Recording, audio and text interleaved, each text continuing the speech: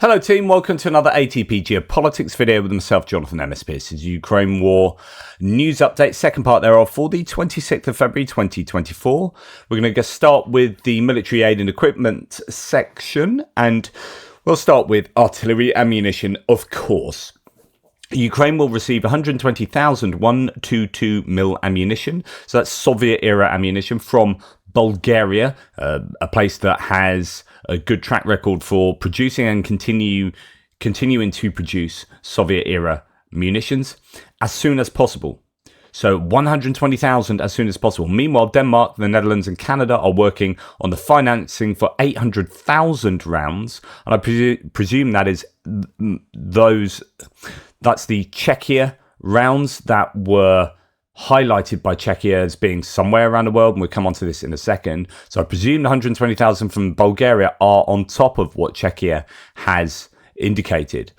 But anyway, they're working on financing 800,000 rounds of 155 and 122mm ammunition. India, but also African and Balkan countries might be an option, which still have quite large stocks of artillery ammunition stored. Most of them do not openly want to sell, but a solution through intermediaries is possible with a promise of discretion. Spiegel reports that these types of negotiations are already underway. Indeed, let's look a little bit into this. So Spiegel says Germany secretly discusses with India the purchase of shells for the Ukrainians. Representatives of the German Defense Ministry almost daily discuss ideas about where to find ammunition for Ukraine, Spiegel writes. According to experts, countries in Africa, Asia and Balkan states may have stocks. India has, quote, several 100,000 artillery shells in its arsenal. The publication notes, according to the sources, the Federal Republic of Germany is now holding secret talks with India to purchase the ammunition for Ukraine's needs through intermediaries. German special services believe that Ukraine will exhaust its own stocks of shells by June and possibly even earlier. Germany's doing an awful lot at the moment. We're going to come on to that in a second. This is Dmitry Kuleba, the Ukrainian foreign minister, saying it is necessary to ban the export. I mean, he means suspend it rather than kind of ban it like that, but ban the export of ammunition from Europe to countries other than Ukraine. This is how desperate Ukraine are and how much they need that ammunition. All contracts for the export of ammunition produced in Europe to third countries must be suspended. The Allies began to deal with this issue too late, he said. And actually, there's general agreement from me there. And again, this is talking about the Spiegel article, quote, in India, there are still quite large stocks of artillery ammunition stored. The government openly does not want to sell and still maintains friendly relations with Moscow. Negotiations are now underway. Deals are possible with Arab states, Balkans and Africa. So we'll keep an eye on what's going on there. Now, Ukraine is still capable of winning the war against Russia, but the US Congress must therefore approve additional funding to Ukraine. White House National Security Advisor Jake Sullivan has said on NBC News, it's all getting rather desperate and every day costs lives, and the impasse in the US Congress is just pretty desperate. And when you start hearing the rhetoric of people like JD Vance from Ohio, who is saying, well, the $60 billion won't make any difference, that just enrages Ukrainians. Here is CNN's Caitlin Collins talking to Zelensky about very overtly what JD Vance has said here. I'll try and make this sound a bit boosted. Right after this press conference happened, I just sat down with President Zelensky one-on-one to talk more about what's at stake here. And in no uncertain terms, he said millions of lives are at stake.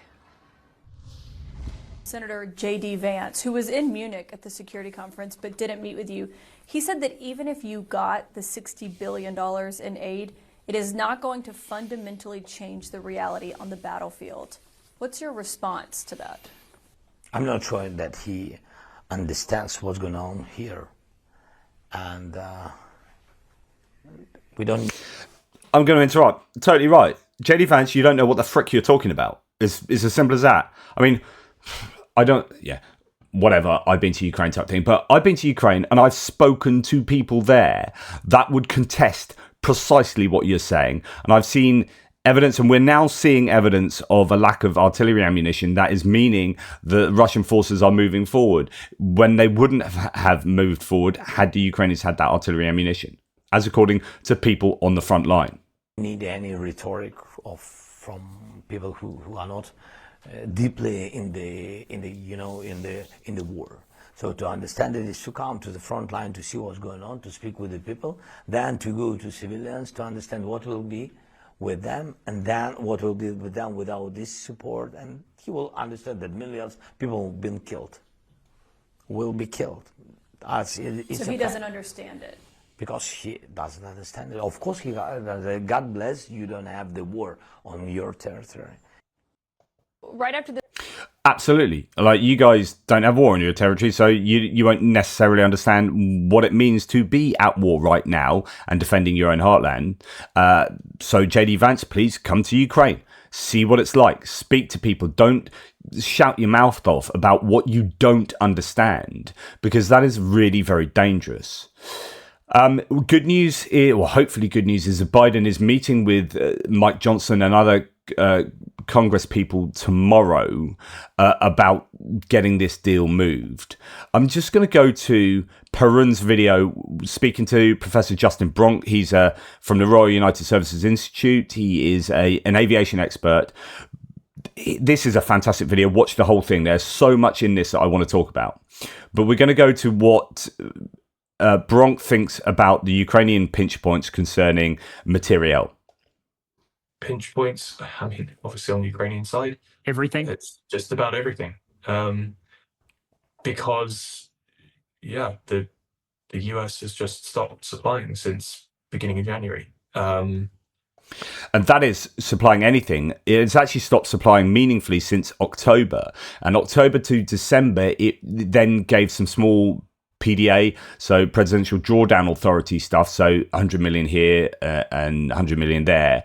I know it sounds a lot, but in the big scheme of things, with $61 billion waiting in the offing, that was very small amount. So really, it's nothing since October, I would argue. And while European production is increasing, particularly on simpler things quite quickly, in terms of artillery production, for example, ammunition, and to a lesser extent barrels, it's nowhere close to enough to replace the US. And so, there is a limit to how much Europe can do. It's quite interesting, a lot of the US narratives at the moment are that, Europe just needs to finally pay its fair share. If you look, I've been given hassle by some very pro-American people on my threads saying Europe's crap, Britain's crap, they do nothing, blah, blah, blah. But listen to what Justin Bronk says here, and then we're going to go and look at the updated Kiel Institute Ukraine War Tracker data. Look at the percentage of GDP that Europe is spending on Ukraine aid. It's massively higher than the US. And in fact, in absolute terms, it's now higher than the US. This narrative that Europe is not paying its fair share on Ukraine is absolutely inaccurate at this stage. The US... So can people please stop saying that in my threads? I mean, it is inaccurate at this stage. ...is not even providing the majority in financial terms. But of course, it's us is not even providing on Ukraine is absolutely inaccurate at this stage. The US is not even providing the majority in financial terms. But of course, it's utterly irreplaceable in terms of the industrial might that it has and the ability to produce particular types of munitions at scale.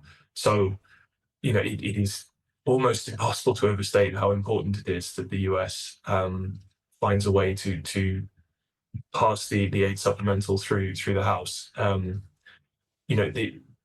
Ukrainians are losing thousands of people because they don't have enough ammunition. This isn't, this is sort of, I know, it's a kind of political game in Washington. It's an election year, people are going across, but thousands of people are dying unnecessarily because of this.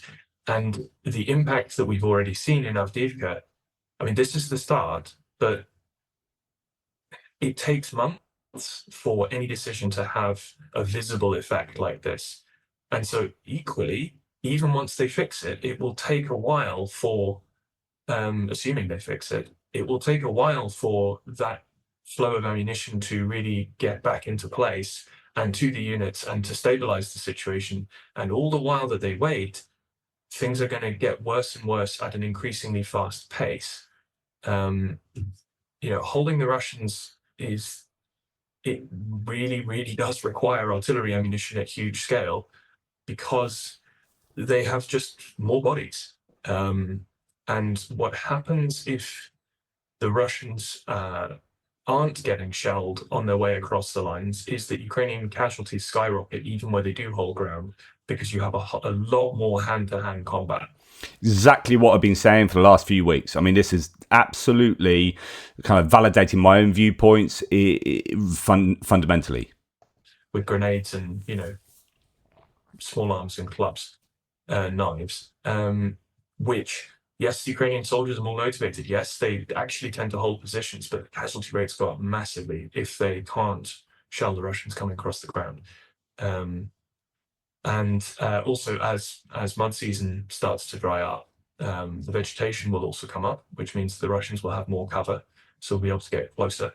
And the requirement for suppressive artillery fire will increase to hold the lines, and Russian vehicles will have more ability to maneuver quickly. So again, it's it's not a catastrophe yet, but it could be really quite quickly if the US policy position in Washington isn't unjammed. And I think And there you go. I mean, that pretty much says it all. We're just going to rejoin him a little bit later. Low quantity. And again, all of this, the key factor is time. Europe is now doing mostly the right thing.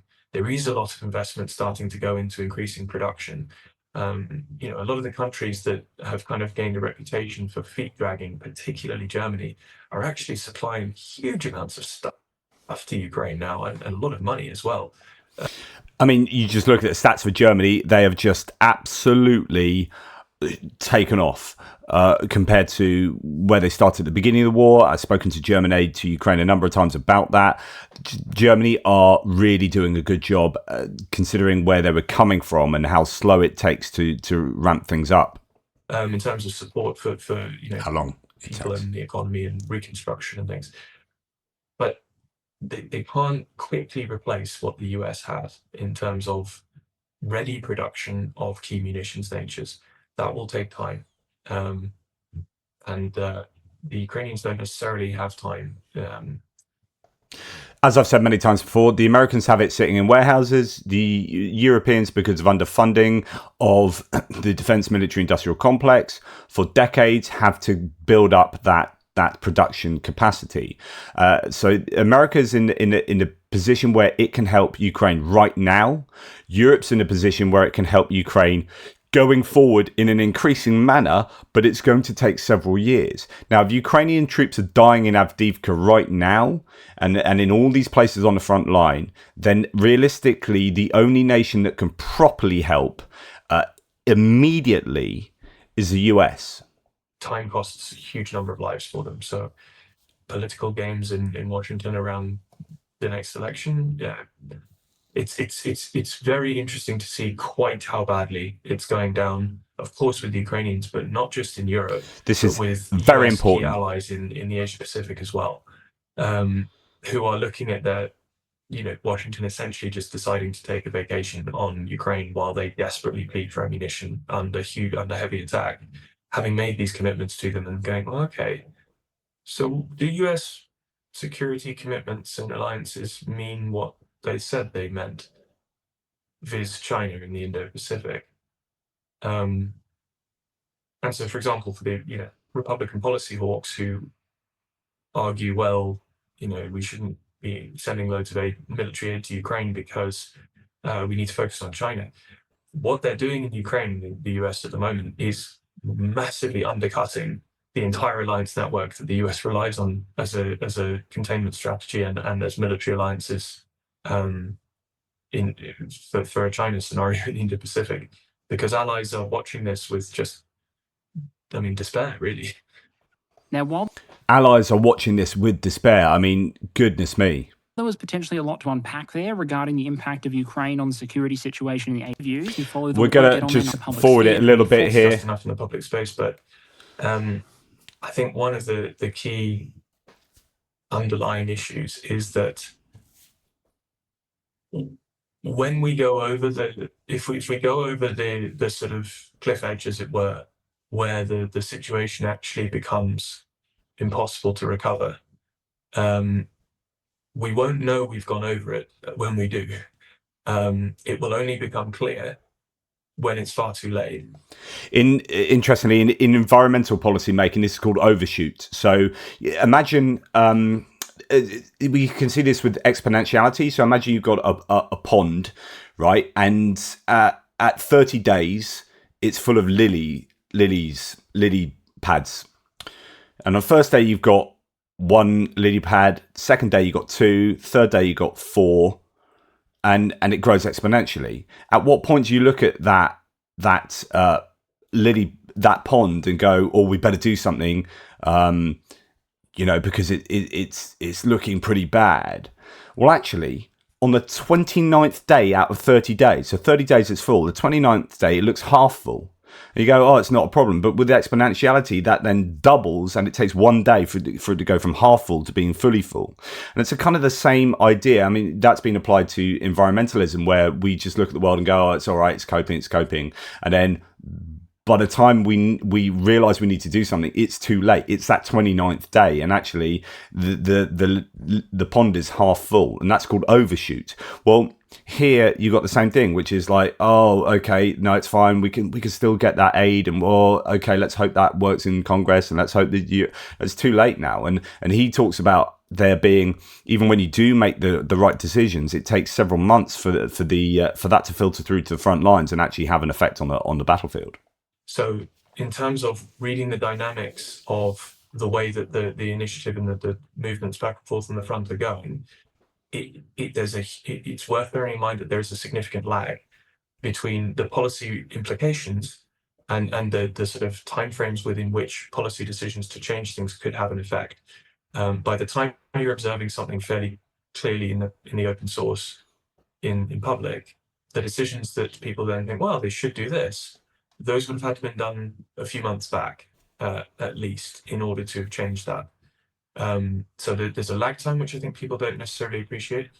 And also, from a political side, in terms of, the consequences of essentially abandoning the Ukrainians in terms of not providing the support that we need and not taking this seriously enough, in terms of the amount that we spend in Europe, as well as obviously the US political system, just having a sort of psychotic episode. Ouch. The US is having a psychotic episode. Ouch. I don't think they're discussed properly either.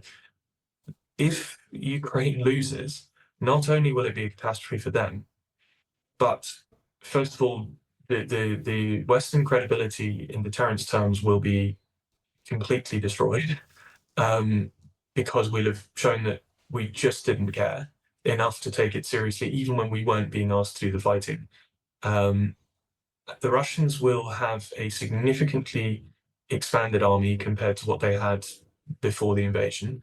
Their production and mobilization is just going in that direction regardless. But they would then be hugely emboldened. Europe would be facing a wave of millions of refugees from Ukraine, traumatized, extremely bitter, many of them combat experience. If you look at what happened to Europe's politics with a wave of about 2 million refugees from Syria, people haven't thought through what this would do. Even if you strip out the moral side of it, of abandoning people desperately trying to defend themselves, who we pledged to support for as long as it took, whatever that message means. And in any case, Russia's going to be a threat longer term. And that will suck in US commitments either way, because Europe is the US's key market for most of its manufactured goods, and a lot of its services, and they're completely interlinked. So, either way, this is going to affect the US. And as I said, it affects the deterrence envelope in the Indo-Pacific. So even for those who argue that on the basis of realpolitik, well, they should just do some sort of deal and it's all got too expensive and whatever, the Russians will not offer a significant deal. They think they're going to win.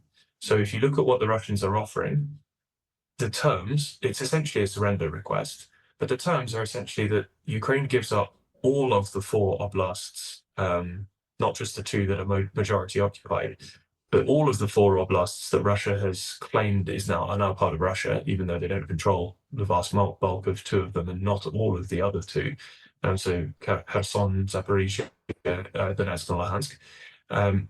And Odessa sometimes choked in there, potentially Kharkiv as well. So Ukraine's second and third largest cities. But also to then say that Ukraine must promise to never join NATO, but it can join the EU. That's the kind of fig leaf. And Ukraine must maintain a leader who is friendly to Russia. Now, that latter bit is incompatible with democracy because no Russia-friendly leader will ever be elected in Ukraine again. And if one were put in place and there was democracy, they would be voted out immediately. So one of the requirements for joining the EU is that you're a functioning democracy. So the Russian terms in themselves are mutually incompatible. It's just a device to give ammunition to people making bad faith arguments and useful idiots in the West to continue to try and undermine that support. The Russians are not interested in a meaningful ceasefire. They're interested in Ukrainian surrender. And just absolutely on point. Right, now let's go and look at some data analysis because Kiel Institute Tracker has brought out some new stuff. The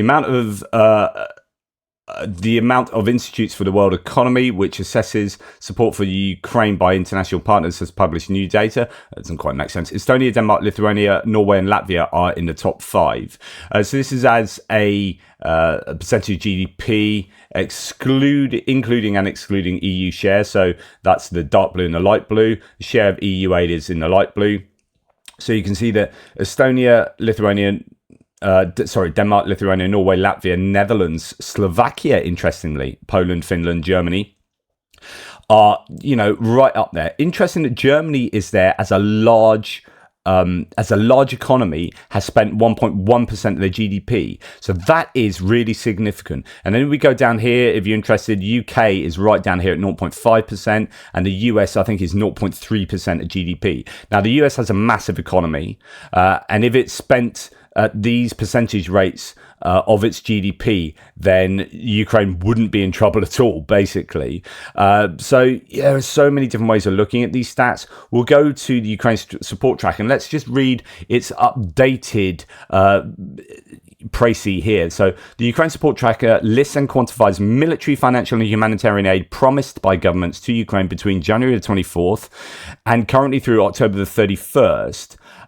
But actually, it's been updated since then, so it now covers a new time frame. So the update is the team of the Ukraine support tracker introduced a new measure to track foreign government aid to Ukraine. Government allocations. The data show that total European aid has long overtaken US aid, not only in terms of commitments, but also in terms of specific aid allocations sent to Ukraine. In addition, the approval of the EU's Ukraine support facility guarantees further financial assistance. However, the gap between EU commitments and allocations remains very large. So the EU has pledged a whole load of stuff, but actually it's yet to get that to the front line in many cases because they are ramping up production. So they're putting that investment into increasing production capacities, and those shells, for example, or barrels that are due to be made need to be made, and then so the allocation to the front line hasn't so much taken place. On the other hand, most of what the US has pledged has been delivered because it's been a long time since they've even pledged anything new, right? Because they're waiting for Congress. So there's a difference between the pledge and the allocation of the EU and the pledge and the allocation of the US. To fully replace US military assistance in 2024, Europe would have to double its current level and pace of arms assistance. These are results from the latest Ukraine support tracker update, which now covers aid through January the 15th, 2024. So finally, this has been updated, although it's still a month and a half out of date now because we're coming towards the end of February. But you can see that in terms of financial assistance to Ukraine, and then there's military and humanitarian assistance there, the EU institutions, so that's not bilateral support from EU countries, that's just the EU and affiliated institutions, have outpaced the US in terms of the money that has gone to Ukraine. Now, of course, the EU itself is in a not as good a position to provide military aid because they don't hold military aid. What they can do is like gather it, buy it, use their funds to buy it from places and get that to Ukraine. But it's not like they have warehouses of stuff. So that is up to individual countries. So that's why when you look at Germany, that's the proportion of their bilateral aid, so that's without EU funding aid that they have contributed to. They've given far more military aid as a proportion of their total aid. But remember that about, is it a quarter or maybe more of what is about a quarter of the EU funding is Germany funds. So you can add this amount onto what Germany has there, and it'll get you to about there. Now remember, the size of Germany in terms of population and in terms of their GDP is smaller than the US. So that's why as a percentage of their GDP they are giving much more. It's 1.1% of their GDP as opposed to the US, which is 0.3% of their GDP. So in terms of what they can give, in terms of where they're at, Germany are doing 3 times better than the US in terms of as a percentage of GDP, over 3 times better. And that is significant. UK there, but then, you know, if you see as a percentage of GDP and add on to what, say, Denmark's funds through the EU, Denmark are ahead of the UK by giving, you know, what percentage of theirs was it? Denmark is 3%. 3% of their GDP Denmark has given to Ukraine. Whereas the UK is sort of 0.5% or something. Let's just go back. UK down here, 0.5%. Yeah. So again, Denmark has given vastly more than the UK in that way. So that's 6 times more than the UK as a proportion of what they are able to give or in a position to give. There are different ways of being able to interpret this kind of data, of course.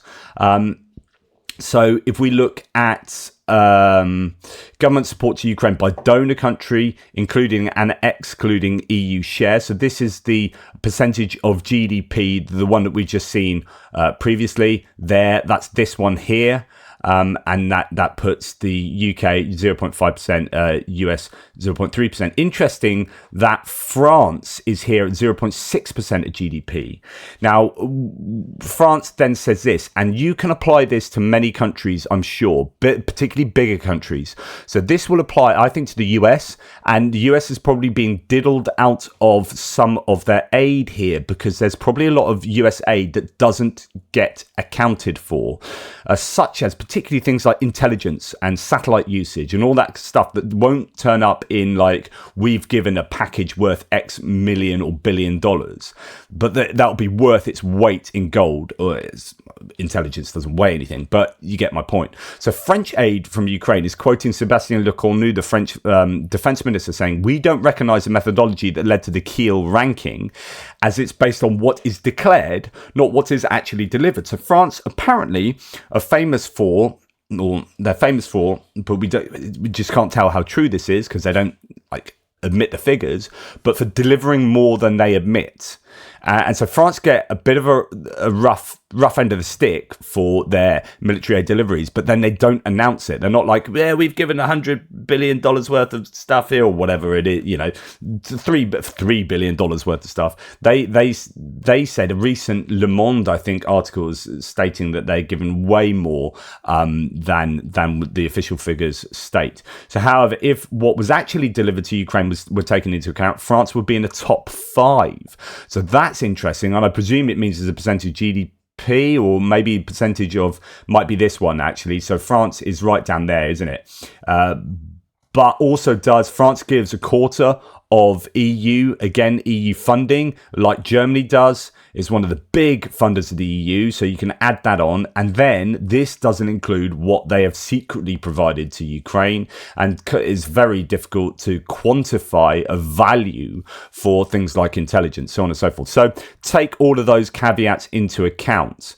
When we look at aid and refugee costs as well, then things completely different still. So Germany has massive refugee costs, whereas the US has no refugee costs. Virtually no Ukrainian refugees went to America, like relatively speaking, and the amount of money that the US state spends on support for refugees is virtually nothing. Whereas the countries right next to Ukraine, like Poland, as you can see here, and Germany, and indeed, France, Czech Republic, actually Spain, interesting there. The amount they are spending on supporting refugees is much, much higher.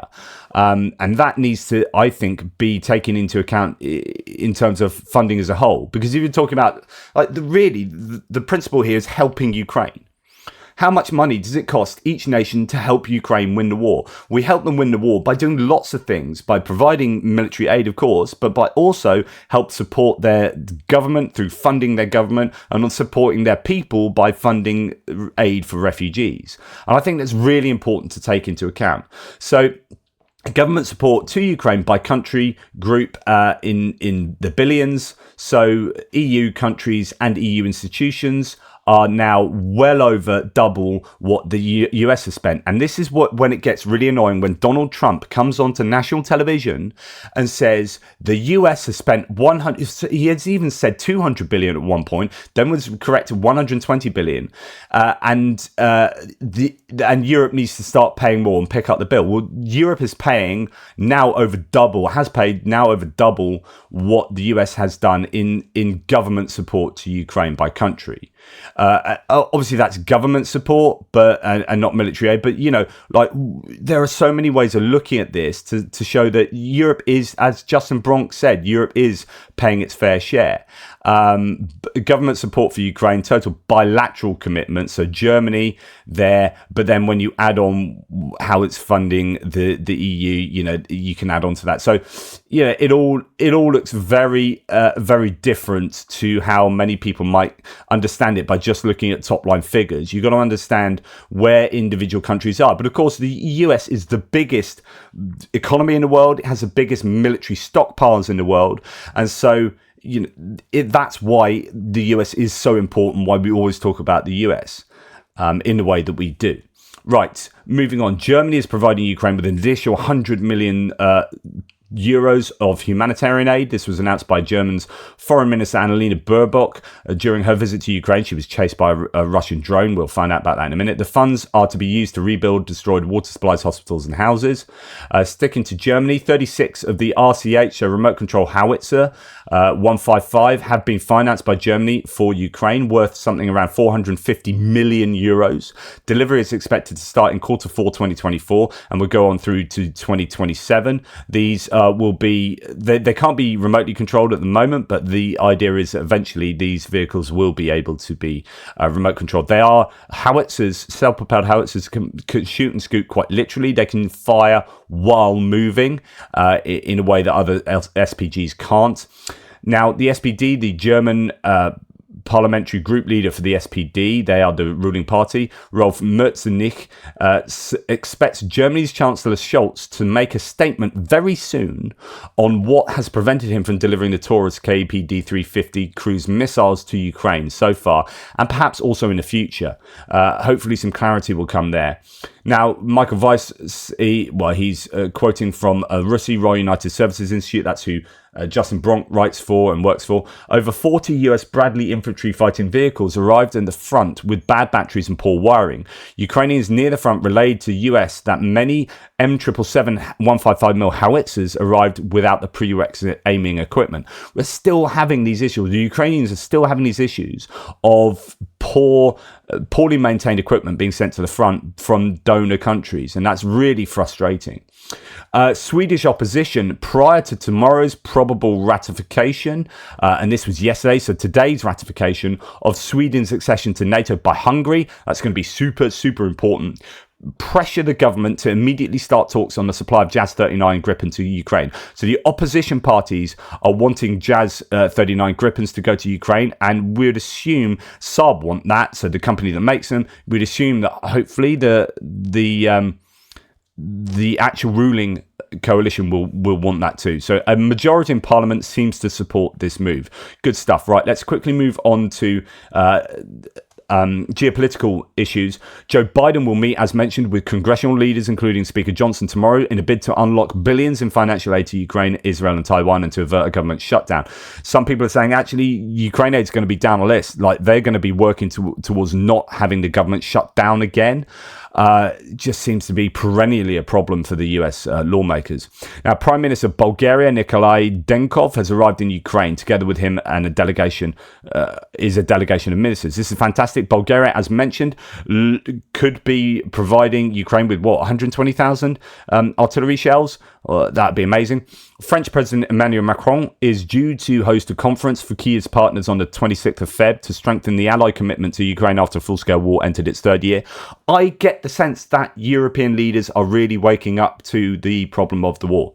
I really get this sense of, and hopefully if the main parties, like big leaders like Macron, I know he's quite divisive in France and he's not as popular anymore, but if these big leaders can hold on to their positions, or at least the main parties across Europe can hold on to their positions, and there isn't this fomenting of ultra nationalism takes place under the influence of Russia, if we can get decent political stability within Europe, then I think European leaders are definitely understanding more and more the importance of Ukraine prevailing in this war in a way that we don't necessarily see in the US. It's further away. They don't see the importance as much. The people on the ground don't see the importance as much. It's not filtered through to Republican lawmakers particularly. But Europe is, I think, starting to realise this. Russian drone chased German foreign minister's motorcade in Mykolaiv Oblast. According to AFP, Agence France Presse, during a visit to the frontline city, a Russian reconnaissance drone was spotted, briefly following the minister's armoured motorcade before turning around. As a result, the German Foreign Ministry decided to evacuate the area immediately for security reasons. It should be noted that such flights by Russian reconnaissance drones are typically accompanied by a direct Russian airstrike. An air raid warning was issued in Mykolaiv Oblast, and residents were urged to seek refuge in the nearest shelter.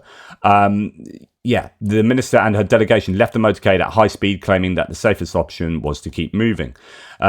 Probably true, because actually those kind of strikes aren't very good at hitting moving targets. They're not time sensitive in that way. The US State Department condemns the sham parliamentary elections taking place in Belarus. US State Department spokesperson Matthew Miller said yesterday and denounced the parliamentary elections held in Belarus the same day, calling them a sham. Impossible, quote, "It's impossible to hold free and fair elections in a climate of fear with 1,400 plus political prisoners." So Belarus is not dictatorship. It's not a democracy. Obviously, it's a dictatorship under Lukashenko, who is a puppet of Putin. Now, I'm going to leave you with what is enraging me at the moment. Today's daily enragement is the Polish carriers. So those are the hauliers are planning to join farmers again in protesting on the border with Ukraine from March 1st. According to RMF journalists, they plan to block border crossings in a number of places. Polish trucking companies complain that Ukrainians are allegedly pushing them out of the market. Now, what's enraging me is what follows. So Poland, this is absolutely incredible. Pro-Russian party Confederation is active here. So the systematic destruction of Ukrainian agricultural products is similar to planned sabotage, according to Kuprokov. On the Facebook page of a member of the pro-Russian party Confederation, a video appeared on the network with scattered corn next to their freight cars in the Kuyavan-Pomeranian voivodeship. A similar situation happened yesterday on the railway track in Dorohusk. The systematic destruction of Ukrainian agricultural products is similar to planned sabotage. Our country defends itself and survives also thanks to farmers. Therefore, those who committed these crimes are definitely not interested in Ukrainian peace and a victory of the civilized world. We call on the law enforcement agencies of Poland to give an immediate reaction. Said the Minister of Community Development, Territories and Infrastructure, Alexander Kuprokov. Look at this. I mean, this is unnecessary music. This is an absolute travesty. Look at all this. It's just pure waste for a start. I think that's disgusting. Disgusting that people will waste food in a global society where people are starving. You might have a point to make. Well, your point is just helping Russia. This point is to help Russia, and it's to waste food, and it's disgusting, and it enrages me. And something has to stop with this regard. Yeah, Tim White equally angry. Yesterday saw the fourth and biggest food sabotage at the border, and yeah. Ukraine's infrastructure minister confirms police in Poland are investigating grain vandalism, draws a link to Russian interference. Anyway, Kubrikov here, as we mentioned, says those who have damaged Ukrainian grain must be found, neutralized and punished. I don't know if neutralized is the correct translation there. 2 friendly civilized European states are interested in this. Such planned demonstration videos and comments have similarities with the Russian hybrid war. Absolutely. It's not cool at all. This is not good. Enough said. Thanks for watching. Please like, subscribe and share. Really appreciate your support. Take care. Speak soon.